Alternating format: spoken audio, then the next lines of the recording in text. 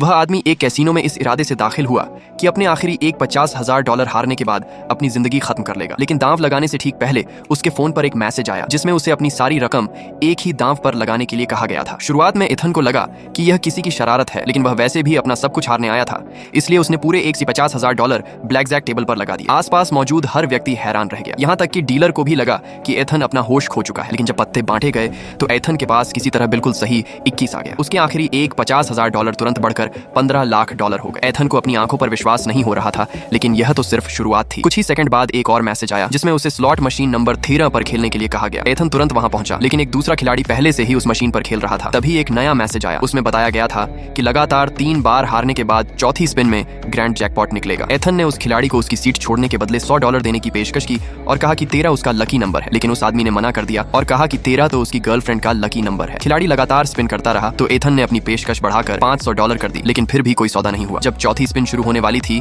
तो एथन घबरा गया और उसने उसे $5,000 देने की पेशकश कर दी। खिलाड़ी आखिरकार अपनी सीट छोड़ने के लिए तैयार हो गया क्योंकि उसे लगा कि एथन पूरी तरह पागल है। एथन ने तुरंत स्पिन का बटन दबाया, मशीन के रील तेजी से घूमने लगे और कुछ ही सेकंड बाद मशीन ने $10 लाख का जैकपॉट जीत लिया। जो खिलाड़ी वहां से अपनी सीट छोड़कर गया था उसे तुरंत अपनी गलती पर पछतावा होने लगा। लेकिन एथन की लगातार जीत ने कैसीनो का ध्यान भी अपनी ओर खींच लिया। कैसीनो के मालिक ने निगरानी कैमरों की रिकॉर्डिंग देखी और कुछ अजीब चीज नोटिस की। हर बार कोई दांव जीतने से पहले एथन अपने फोन को देखता था। ऐसा लग रहा था जैसे कोई उसे ठीक बता रहा हो कि कहां और कब खेलना है। मालिक ने तुरंत सुरक्षा कर्मचारियों को भेजा और एथन को गेमिंग एरिया में फोन इस्तेमाल करने से रोक दिया। अगर उसने दोबारा फोन को हाथ लगाया तो उसका नाम ब्लैकलिस्ट कर दिया जाता और उसे कैसीनो से बाहर निकाल दिया जाता। एथन के पास सहमत होने के अलावा कोई रास्ता नहीं था, लेकिन इतनी बड़ी रकम जीतने के बाद वह रुकने के लिए तैयार नहीं था। वह बाहर गया और अपने एक हैकर दोस्त को फोन किया। एथन ने उससे कहा कि आने वाले हर मैसेज की आवाज ब्लूटूथ ईयरपीस के जरिए सुनाई देनी चाहिए। उसके दोस्त ने जल्दी से यह व्यवस्था कर दी। अब एथन को अपने फोन को छुए बिना हर सलाह सुनाई दे सकती थी। उसे इस बात की कोई परवाह नहीं थी कि यह मैसेज कौन भेज रहा है। वह बस कैसीनो में वापस जाकर लगातार जीतना चाहता था। लेकिन एथन को नहीं पता था कि सुरक्षा कर्मचारी उसकी हर गतिविधि पर नजर रख रहे थे। जैसे ही वह वापस अंदर गया